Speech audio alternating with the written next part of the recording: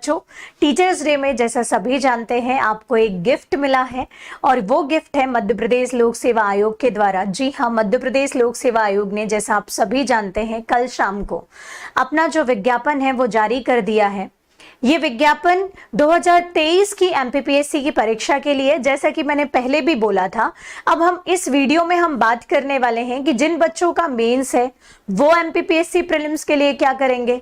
अब MPPSC prelims के लिए कौन सा बच्चा एलिजिबल होगा, जो बच्चा एलिजिबल है वो बच्चा पढ़ाई कैसे करे, या जो फाउंडेशन बैच के बच्चे हैं जिनको अभी थोड़ा टाइम है वो पढ़ाई कैसे करें। तो ये सारी जानकारी आगे आगामी वीडियो में और इस वीडियो में भी मैं आपको देने वाली हूँ। तो अभी हम यहाँ पर ये जानते हैं कुछ बेसिक जानकारी कि यहाँ पर हमारा एमपीपीएससी 2023 का जो हमारा नोटिफिकेशन या विज्ञापन जारी हुआ है, वो विज्ञापन यहाँ पर या जो एडवर्टाइजमेंट है उसमें जो कुल पद हैं वो 227 पदों के लिए जारी किया गया है। लेकिन ये जो संख्या है यहाँ पर बढ़ना पॉसिबल है। अगर हम बात करें कि कितनी बढ़ सकती है, तो आयोग देखिए हर बार समय समय पर, हर बार तो नहीं, या अमूमन ये करता है कि कुछ वैकेंसी या जो पद हैं वो एग्जाम के पास आते तक में बढ़ाता है, तो ये पद बढ़ सकते हैं। अब जो भी आप इसकी तैयारी कर रहे हैं उसमें 2 ही क्रीम पोस्ट होती हैं जिसके लिए बच्चा बड़ा ललाहित होता है इस पोस्ट को पाने के लिए। सारी पोस्ट अच्छी हैं, उसमें से जो आपकी डीसी की पोस्ट है वो 27 दी गई हैं और जो डीएसपी की पोस्ट है वो 22 है। इसके अलावा और भी पोस्ट है, लेकिन ये जो 2 क्रीम पोस्ट है मैंने उसके बारे में आपको बताया। उन कुल मिलाकर 227 पोस्ट पर नोटिफिकेशन आपका जारी हुआ है। अगर हम बात करें कि हमारे फॉर्म कब से फिलअप होंगे, तो फॉर्म आपके इसी महीने की 22 तारीख से भरना चालू हो रहे हैं। जी हाँ, मतलब बहुत कम टाइम है, लेकिन जितना भी टाइम आपको मिला है वो सफिशिएंट है तैयारी के लिए भी और इन सारे काम के लिए भी। और 21 अक्टूबर तक आपके फॉर्म भरे जाएंगे। इसकी अगेन जो डेट है वो बढ़ाई जा सकती है। एमपीपीएससी ऐसा करता है कि 1-2 दिन डेट यहाँ पर बढ़ा देता है, क्योंकि कभी कभी सर्वर डाउन या जो भी दिक्कत या समस्या आती है या बच्चों के फॉर्म फिलअप ना होने के कारण ये डेट बढ़ाई जा सकती है। लेकिन मैं बोलूंगी कि आप 21 अक्टूबर तक का वेट ना करें, आप डायरेक्ट पहले ही फॉर्म भर दें जब भी आपको खाली टाइम मिलता है। इसके लिए कोई मुहूर्त वूहूर्त ना निकाले, पढ़ाई करें, आपका फॉर्म यहाँ पर फिलअप करें और लास्ट डेट का वेट ना करें। अगर आपको कोई डॉक्यूमेंट से संबंधित कोई समस्या नहीं है तो, या फिर जो जो डॉक्यूमेंट्स रिक्वायरमेंट है अभी से आप उसको प्रिपेयर कर लीजिए, ताकि जब आपका 22 सितंबर चालू हो आपका फॉर्म फिलअप जल्दी हो जाए। इससे एक और फायदा होता है बच्चों, कभी कभी क्या होता है जो मैंने देखा है, अगर आप जल्दी फॉर्म फिलअप कर देते हैं तो जो अंदर के शहर के अंदर के जो सेंटर होते हैं वो आपको अलॉट हो जाते हैं। ऐसा नहीं है, सेंटर कहीं के भी अलॉट हो सकते हैं, ये बस मैं अपना एक अनुभव बता रही हूँ, मैं इसमें गलत भी हो सकती हूँ। लेकिन जिस हिसाब से अगर मैंने देखा है कोई भी एग्जाम के, तो जो आपके पास वाले या शहर के अंदर के सेंटर होते हैं वो अलॉट हो जाते हैं, और जब लास्ट तक जाते हैं तो बाहर भी सेंटर हो जाते हैं अलॉट। ऐसा मेरा एक अंदाजा है और मेरे साथ जो अनुभव रहा है वो मैं बता रही हूँ, या बच्चों के साथ, ठीक है। तो और दूसरी चीज, समस्या से बचने के लिए किसी भी प्रकार की आप इस डेट का वेट ना करें। 100 की सीधी बात। एडमिट कार्ड कब से जारी होंगे, तो 8 दिसंबर से आपके एडमिट कार्ड डाउनलोड होना चालू हो जाएंगे। चूंकि आपका पेपर 17 दिसंबर को निर्धारित किया गया है, 17 दिसंबर 2023 को। अब बाकी सारी डेट को आप घटा बढ़ा दें, लेकिन आप अभी से ये मेंटेलिटी बनाकर रखें कि आपका पेपर 17 दिसंबर को होना है। अभी बच्चों का नोटिफिकेशन देख के भी पूरा नहीं हुआ और अभी से मैडम डेट बढ़ेगी क्या, बेटा अभी तो डेट आई है। डेट बढ़े या ना बढ़े आपको उससे कोई मतलब नहीं होगा। आपको जो डेट सामने दिख रही है 17 दिसंबर, आपका पूरा टाइम टेबल, आपके पूरे पढ़ाई करने का पैटर्न इसी डेट के आधार पर होगा। आप इस डेट के पहले 10 दिन पहले तक 100% प्रीलिम्स की तैयारी करेंगे। कैसे करेंगे मैं बताऊंगी। देखिए फैक्चुअल है, और जो प्रीलिम्स का सिलेबस होता है वो बहुत वास्ट है, कहां से क्या पूछ ले पता नहीं, लेकिन उसके बाद भी अगर आपकी स्ट्रेटेजी सही है तो बहुत छोटा सा और बड़ा प्यारा सिलेबस है, आप इसको इजीली क्वालिफाई कर सकते हैं। अगर मैं बात करूं, जो बच्चों के बहुत सारे मैसेज आ रहे थे तो मैंने सोचा क्यों ना आपको वीडियो में ही बता दिए जाए। आपकी जो आयु गणना है वो 1 जनवरी 2024 से की जाएगी, याद रखिएगा। नो डाउट फॉर्म आप 2023 सितंबर से चालू कर दोगे, लेकिन आपकी जो आयु का निर्धारण है वो 2024 से किया जाएगा, मतलब यहां से आपके 21 वर्ष देखे जाएंगे। अगर एक और बात, आप अगर अंतिम सेमेस्टर में है, लास्ट ईयर में है, तो भी आप फॉर्म भर सकते हैं यदि उस दौरान आपकी आयु जो है वो 21 वर्ष हो गई हो। लेकिन आपकी आयु 21 वर्ष नहीं हुई है और आप लास्ट सेमेस्टर में या लास्ट ईयर में है, तो आप फॉर्म नहीं फिलअप कर पाएंगे।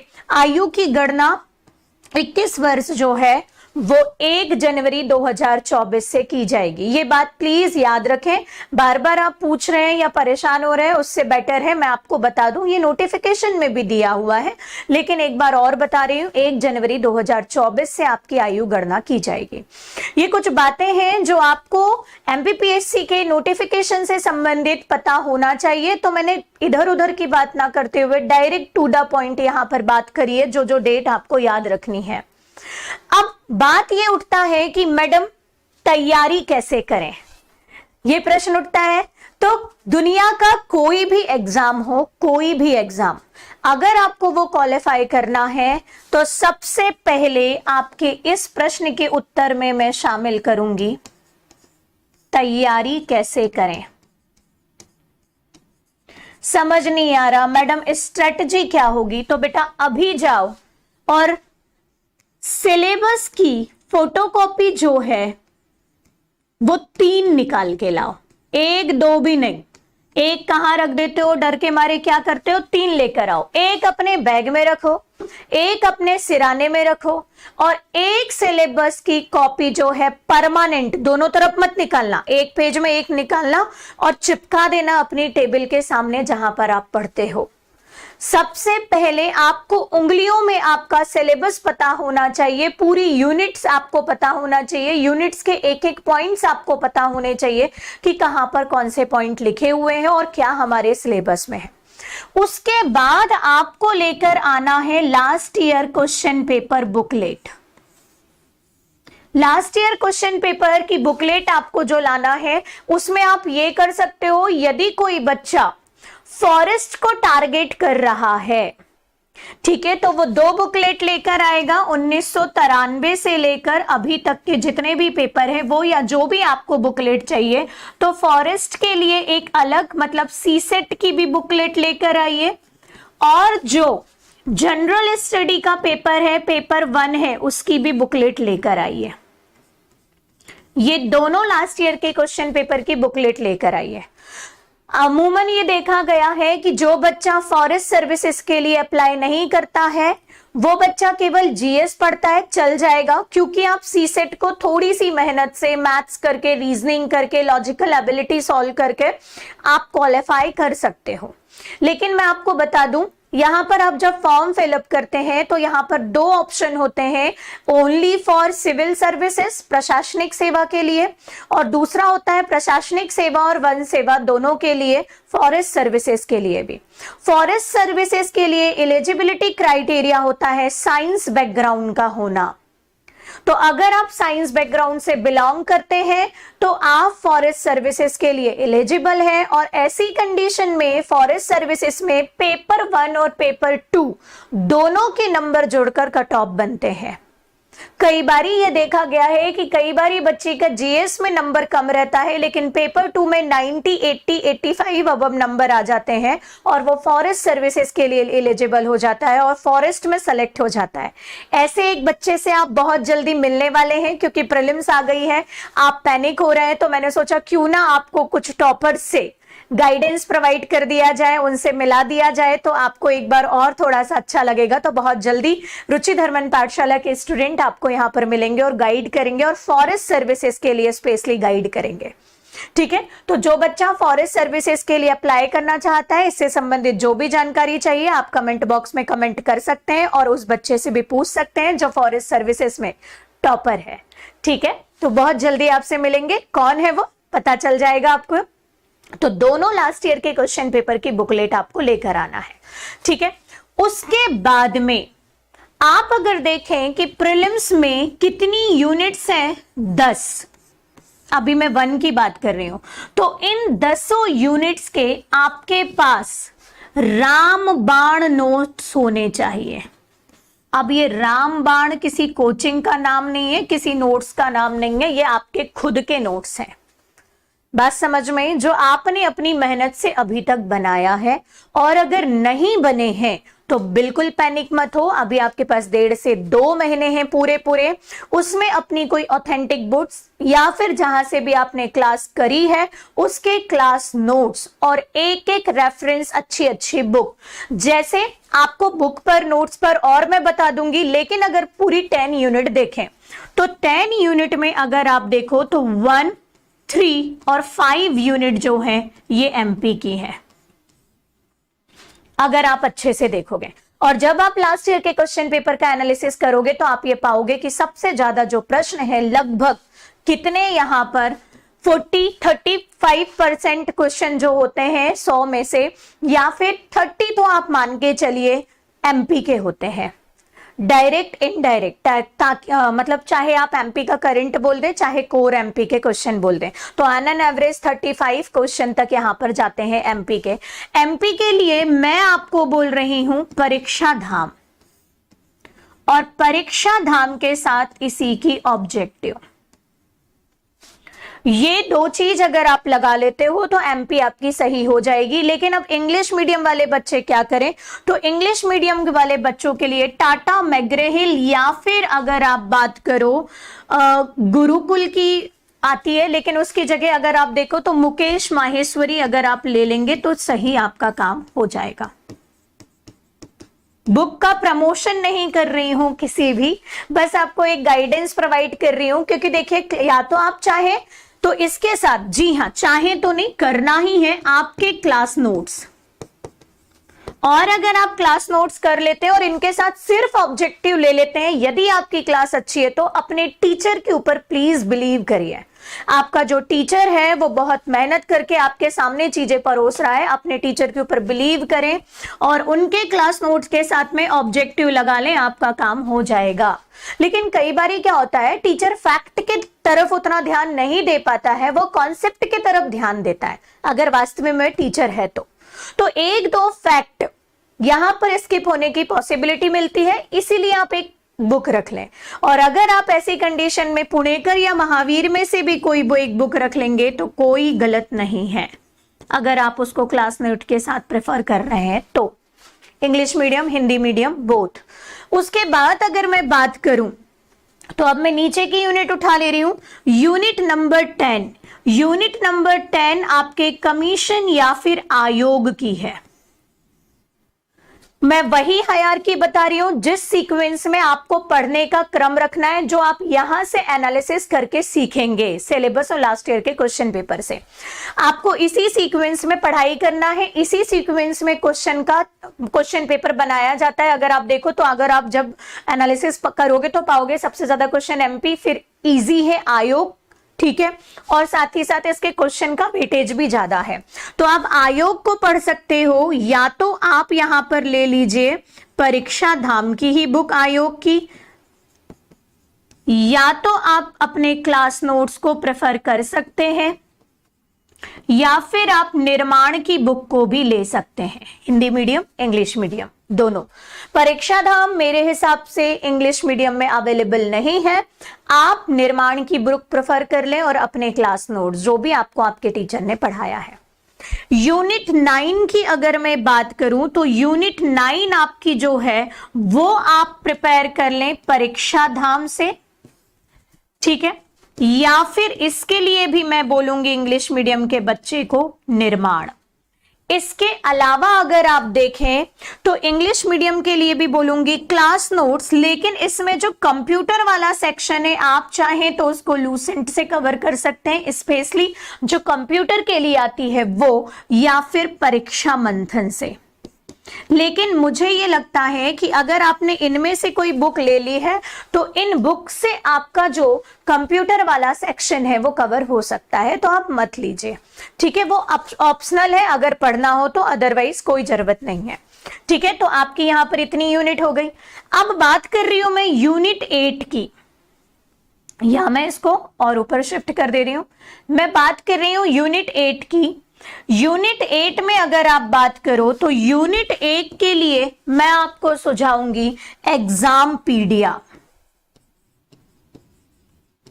एग्जामपीडिया साहिल सर की बुक है या और भी वहां पर लोग हैं, विश्नोई सर की बुक है, तो आप वहां पर देखिएगा बहुत अच्छे से प्रिपेयर करी गई है बुक एग्जामपीडिया। और अगर चाहें तो उसके साथ में स्पीडी, लेकिन इस बार मेरी बात हो चुकी है एग्जामपीडिया एमपी और भारत का जो करंट है दोनों के लिए, मतलब एमपी करंट अफेयर भी आपका कवर हो जाएगा एग्जामपीडिया से, और जो नेशनल करंट अफेयर है वो भी आपका प्रिपेयर हो जाएगा। तो स्पीडी की एज सच आपको जरूरत नहीं पड़ेगी, लेकिन जिसकी आदत बन चुकी है स्पीडी से पढ़ने की, आप स्पीडी से पढ़िए। जो बच्चा पढ़ता है तो कई बार ऐसा होता है जिस बुक से आपको पढ़ने की आदत बन गई है आप उसी से पढ़ते हैं, नई बुक से नहीं पढ़ पाते, तो आप स्पीडी भी ले सकते हो। और एग्जामपीडिया दोनों की आने वाली आप प्रेफर कर सकते हो। मुझे पर्सनली अच्छी लगी, टॉपर्स ने भी इस बुक को पढ़ा है, अच्छी लगी। अब यूनिट नंबर 8 के बाद मैं बात कर रही हूं यूनिट 7। यूनिट 7 के लिए अगेन मैं बोलूंगी परीक्षा धाम या फिर निर्माण आप प्रेफर कर सकते हैं। और अगर आपको ये नहीं करना है क्योंकि ये बहुत बल्कि बहुत मोटी बुक है निर्माण में, तो आप इसको सेक्शन वाइज अलग अलग कर दीजिए। सेक्शन वाइज में अलग अलग आप कैसे करेंगे, जैसे अगर बात करो आप यूनिट 7 की, तो यूनिट 7 में कुछ पर्यावरण से रिलेटेड टॉपिक है, तो आप इसके लिए घटना चक्र की जो ग्रीन कलर की बुक आती है आप वो प्रेफर कर सकते हैं, ठीक है। और अगर आप यहां पर चाहें तो जो आपका साइंस वाला थोड़ा सा पोर्शन है वो आप लूसेंट से कवर कर सकते हो साइंस के लिए, ठीक है। टैक वाले पोर्शन को आप करंट के साथ प्लस टैक जो आपका मेंस का पोर्शन है उसके साथ कवर कर सकते हो। और अगर ये अलग अलग नहीं पढ़ना तो आपका पूरा ये निर्माण या परीक्षा धाम में से सारी चीजें दी गई हैं। मेंस के पोर्शन है यहाँ पर कुछ जो है पोषण एवं आहार वाला है, तो वो आपका मेंस से भी कवर हो सकता है, लेकिन अगर नहीं करना है तो आपका यहीं से ये सारी चीजें कवर हो जाएगी, ठीक है। अब उसके बाद जितनी भी आपकी यूनिट्स बची, कितनी यूनिट बची है देखो तो, यहां पर 1 3 5 हो गई, यहां 10 हो गई, यहां 9 हो गई, यहां 8 हो गई, ठीक है। मतलब 1 2 3 4 5 6 7 यूनिट हो चुकी, बची 3 यूनिट। कौन कौन सी? यूनिट नंबर 2, यूनिट नंबर 4 और यूनिट नंबर 6। ये जो ट्रेडिशनल है आपका हिस्ट्री, ज्योग्राफी, पॉलिटी, इकोनॉमिक्स वाला पोर्शन जो है आपका, ये सारे पोर्शन के लिए मैं आपको बोल रही हूं हमारी प्यारी लूसेंट माता, बस घोट दो, आपका ये काम हो जाएगा। ये मैं प्रीलिम्स के लिए बता रही हूं, बाकी आपने जो मेंस के नोट्स बनाए हैं या मेंस आप अभी तक पढ़ रहे थे तो उससे भी आपकी बहुत सारी चीजें कवर हो गई होंगी, कॉन्सेप्ट कवर हो गए होंगे। प्रीलिम्स कॉन्सेप्ट का तो एग्जाम है, लेकिन कहीं ना कहीं फैक्चुअल डेटा ज्यादा आता है, तो कॉन्सेप्ट को अगर आप फैक्चुअल डेटा के साथ याद करेंगे तो आपका प्रीलिम्स निकलने की पॉसिबिलिटी ज्यादा हो जाती है, ठीक है। अगर मैं बात करूं अब इसके साथ करना क्या है, तो ये तो मैंने बताया आपको पूरे 10 यूनिट के नोट्स, जो आप इतने दिन से बोल रहे थे मैम नोट्स बताइए नोट्स बताइए, तो लीजिए आज समय आ गया है नोट्स बताने का। मैंने बता दिया हिंदी मीडियम इंग्लिश मीडियम दोनों के लिए। प्लस अगर मैं बात करूं, अगर आपको एग्जाम क्वालिफाई करना है तो आपको पूरी यूनिट के ऑब्जेक्टिव सॉल्व करने होंगे, बिना ऑब्जेक्टिव सॉल्व करे आपका काम नहीं होगा। अब ऑब्जेक्टिव सॉल्व करने की प्रोसेस समझिए। आप 2 टाइप से ऑब्जेक्टिव या क्वेश्चन को सॉल्व करेंगे। पहला तो वो जो आप किताबों से करोगे या प्रैक्टिस सेट से करोगे, जो भी आपको करना है। इसमें आप लूसेंट ऑब्जेक्टिव, घटना चक्र ऑब्जेक्टिव का प्रेफर कर सकते हैं। और एक होता है टेस्ट से ऑब्जेक्टिव लगाना। अब टेस्ट से 50 जगह के टेस्ट लगा लें क्या?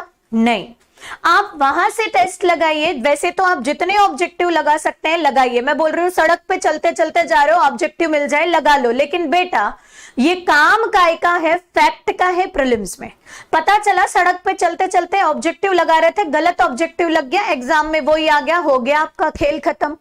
तो आप थोड़ा सा वहां ट्रस्ट करें जिसपे अनुभव हो टेस्ट का, वो ऑब्जेक्टिव सही बनाए और वो टेस्ट लगाओ। और टेस्ट लगाने से आपको एग्जाम जैसे फीलिंग आएगी। आप एग्जाम जैसे फीलिंग कैसे लोगे? ईमानदारी के साथ अपना टेस्ट लगाओ। टेस्ट सॉल्व करने के बाद में ये देखो, क्योंकि ये तो आप डायरेक्ट लगाते हो, इसको भी आप ऐसे ही लगा सकते हो। टेस्ट सॉल्व करने के बाद में ये देखो कि क्या गलती हुई, क्या गलती हुई, और उसके बाद में उस जो भी गलत हुए क्वेश्चन को है एक कॉपी में नोट डाउन कर लो। तो आपसे जो गलती हो रही है वो पूरी गलती एक किताब में, एक कॉपी में आपके पास नोट डाउन है। उस गलती को पहली बार दोबारा रिपीट नहीं करना है। और जो भी गलती हुई है अब वो गलती आपकी दूर हो चुकी है। क्यों? क्योंकि आपने उस कॉपी को 2 से 3 बार पढ़ लिया है, एक बार लिख लिया और बाद में एक बार और जाने से पहले रिवीजन कर लिया है। तो वो धीरे धीरे गलतियां आपकी क्या हो जाएंगी? कम हो जाएंगी। धीरे धीरे आपके फैक्ट बढ़ते जाएंगे। ये तरीका आप अपनाएंगे पढ़ने के लिए। अब प्रश्न ये उठता है कि पढ़े कैसे? प्रश्न ये उठता है कि पढ़े कैसे? तो पढ़े कैसे में अगर मैं बात करूं तो पढ़ने का तरीका ये होगा कि सबसे पहले जो भी आपका टॉपिक है, चाहे तो आप 2 सेक्शन में अपने टॉपिक को बांट लें। एक तो आपका जो एमपी है, आयोग है वो, और उसके साथ में एक सब्जेक्ट आपका ट्रेडिशनल, मतलब हिस्ट्री, ज्योग्राफी, पॉलिटी, इकोनॉमिक्स, ये जो साइंस हो गए। साइंस में भी क्योंकि पोर्शन ज्यादा है, ठीक है, फिजिक्स है, केमिस्ट्री है, बायो है, टेक्नोलॉजी है, जो भी आपके पोर्शन है 2 पोर्शन में बांट लिया। हर एक पोर्शन को पढ़ने के बाद में उसका ऑब्जेक्टिव सॉल्व करना है। ऑब्जेक्टिव में क्या गलती रह गई एनालिसिस करना है, दोबारा उसको सॉल्व करना है। अब उसके बाद में आपको एक टेस्ट लगाना ही है। उसके बाद में आपको अपनी कमी पर ध्यान रखना है, कमी पर ध्यान केंद्रित करना है और उसके अकॉर्डिंगली आपको अपना टाइम टेबल सेट करना है। कोई बोल देगा कि भैया हमको मैथ्स पढ़ना है पूरे टाइम, ये पढ़ना है वो पढ़ना है, तो मैं बोल रही हूँ नहीं, मैथ्स नहीं, हिस्ट्री नहीं, ज्योग्राफी नहीं, पॉलिटी नहीं, इकोनॉमिक्स नहीं। आप देखो टेस्ट लगाने के बाद में कि आपका कौन सा पोर्शन वीक है, आप कहां पर वीक हो रहे हैं। जहां आप वीक हो रहे हैं उस चीज को ज्यादा समय दीजिए। जो आपकी पॉजिटिविटी है, जो आपका पॉजिटिव पॉइंट है, उसको बरकरार रखिए पॉजिटिव में। बस वहां के प्रश्न गलत ना होने पाए,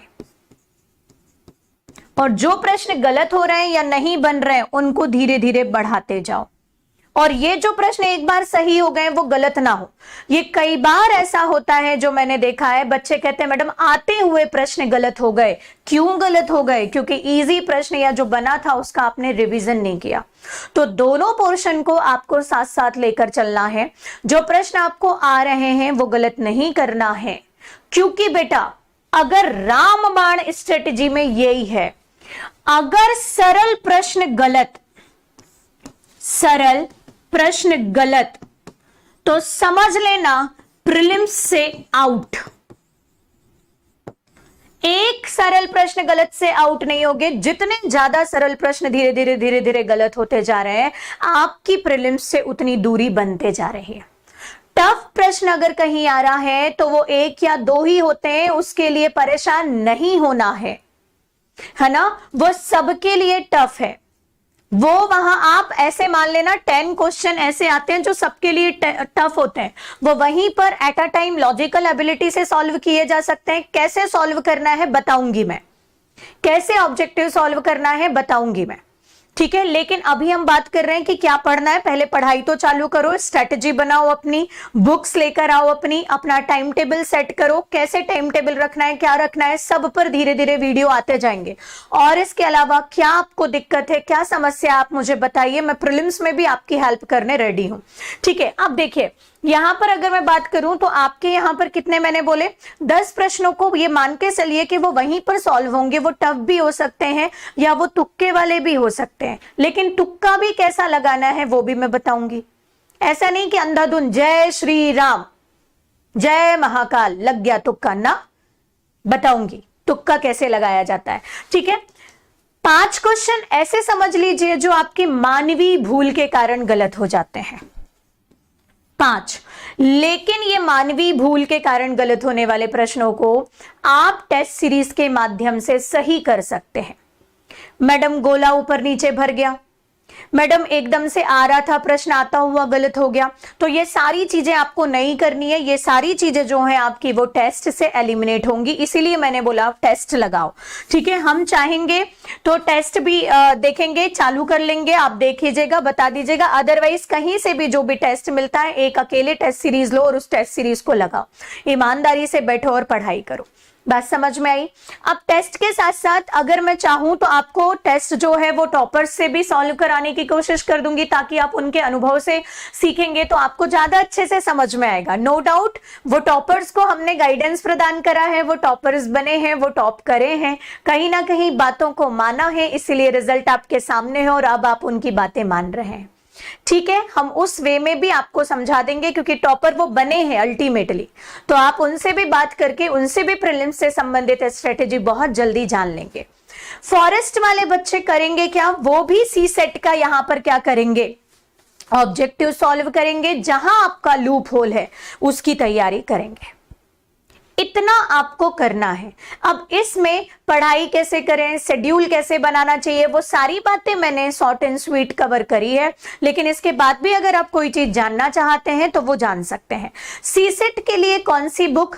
तो सी सेट के लिए, अच्छा फॉरेस्ट वालों के लिए बता दूं, सी सेट के लिए बुक फॉरेस्ट सर्विसेज में अगर आप सी सेट की बात करेंगे तो सी सेट के कुछ पोर्शन है।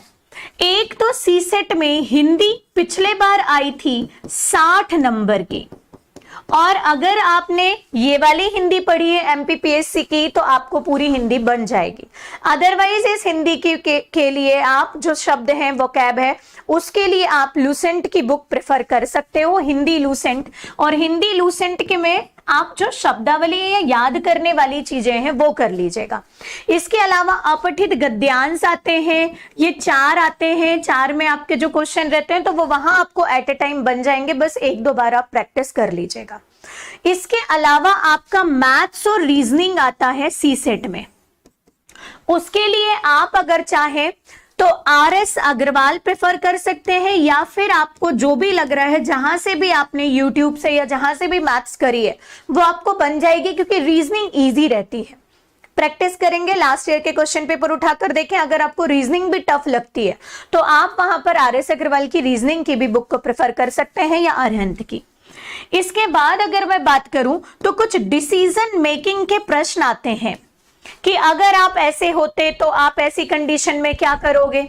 ठीक है, दोनों ए या बी में से कोई एक, ए या बी, दोनों, ऐसे करके वो लॉजिकल एबिलिटी के प्रश्न बनाते हैं, सिचुएशन मेकिंग के प्रश्न बनाते हैं, डिसीजन मेकिंग के प्रश्न बनाते हैं। तो इनको सॉल्व करने का तरीका भी होता है, और अगर आपको नहीं पता तो वो आप सॉल्व कर लेंगे जब 1 से 2 प्रश्न लास्ट ईयर क्वेश्चन पेपर से उठाकर आप सॉल्व करके देखेंगे। तो फॉरेस्ट के लिए ये, और अगर आप पूरी की एक कंबाइंड बुक चाहते हैं तो मैं आपको प्रेफर करूंगी फॉरेस्ट सर्विस के लिए कि आप अरिहंत की सी सेट की बुकलेट ले सकते हैं, लेकिन मैं बोलूंगी उससे अच्छा होगा आप इसके लिए इसके लास्ट ईयर क्वेश्चन पेपर को लगा लीजिए।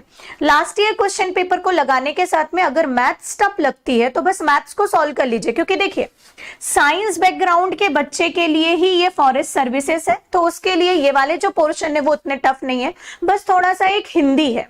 तो हिंदी में आपको मैंने बता दिया, लूसेंट से आप वोकैब याद कर लीजिए, आपकी नैया पार हो जाएगी। बात समझ में आई? ये कुछ चीजें थी जो आपकी प्रीलिम्स की तैयारी में बहुत महत्वपूर्ण साबित होने वाली है, तो मैंने ये स्ट्रेटेजी आपको बताई जो आपको प्रीलिम्स में बहुत ध्यान रखना है। इसके अलावा कुछ और बातें हैं जो आपको ध्यान रखना है, ये पढ़ाई से हटकर है। सबसे पहली बात आपका दिमाग या आपके शरीर के बारे में है। आपके शरीर के दो पोर्शन अगर मैं ले लूं तो जो आपकी देह दिख रही है वो और आपका मन, ठीक है, अंदर और बाहर दोनों का शरीर की बात कर रही हूं मैं। आपको किसी भी कंडीशन में अपनी मानसिक स्थिति या फिर दिमाग खराब नहीं करना है, मतलब पागल या दिवालिया नहीं होना है, ठीक है।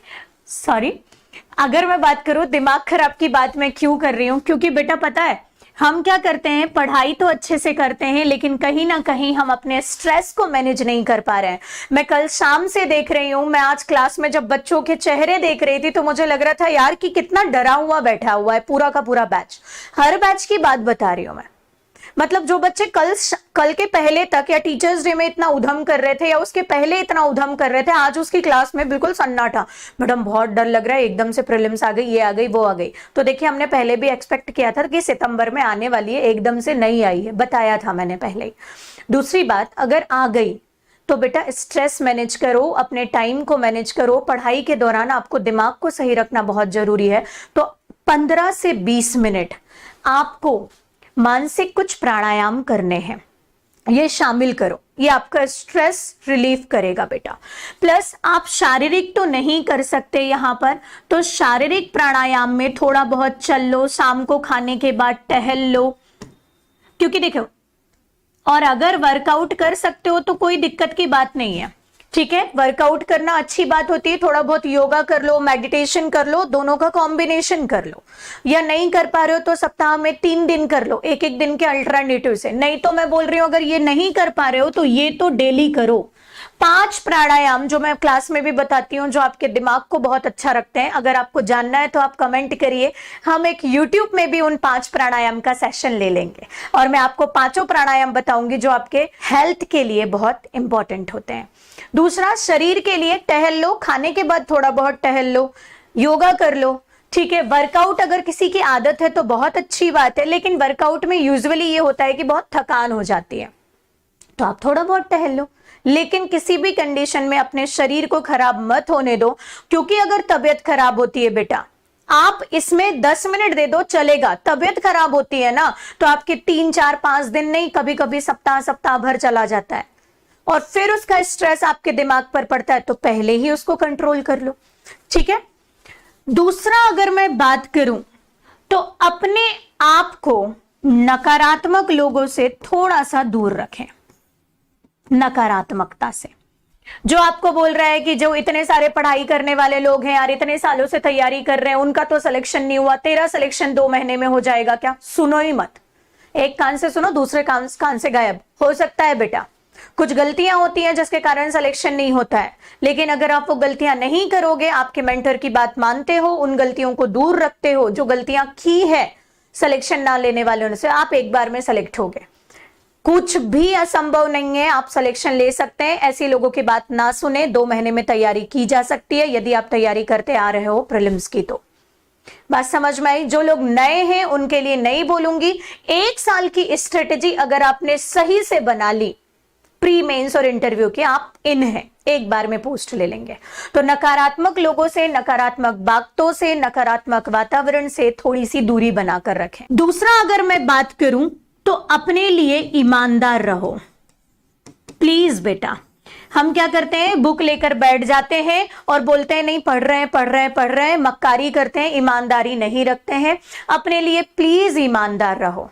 ऐसा नहीं कि कोई आ रहा है लाइब्रेरी में, कोई देख रहा है तब पढ़ रहे हैं, या लाइब्रेरी जा रहे हैं पढ़ाई नहीं हो रही है, इधर उधर जा रहे हैं, अब कुछ दिन की बात है, थोड़ा सा कट आउट हो जाओ, थोड़ा सा ईमानदारी के साथ पढ़ाई करो। और दूसरा मैं बोलूंगी कि अपनी दिनचर्या फिक्स कर लो, अपनी दिनचर्या जो है उसको नियमित करो। आज पढ़ूंगा, कल पढ़ूंगा, परसों पढ़ूंगा, नरसों पढ़ूंगा, आज ये कर लेता हूं, ये कर लेता हूं, नहीं। और इस नियमित दिनचर्या में पढ़ाई भी शामिल है। अगर आपने उठाया है कि इतना टारगेट मेरे को कंप्लीट करना है, घंटे के हिसाब से मत पढ़ो, इसमें ईमानदारी को शामिल करो। हम देखते हैं 4 घंटे से हम पढ़ रहे हैं, 4 घंटे से पढ़ा क्या, आउटपुट क्या निकला, किताब लेकर सामने बैठे हो बस, नहीं।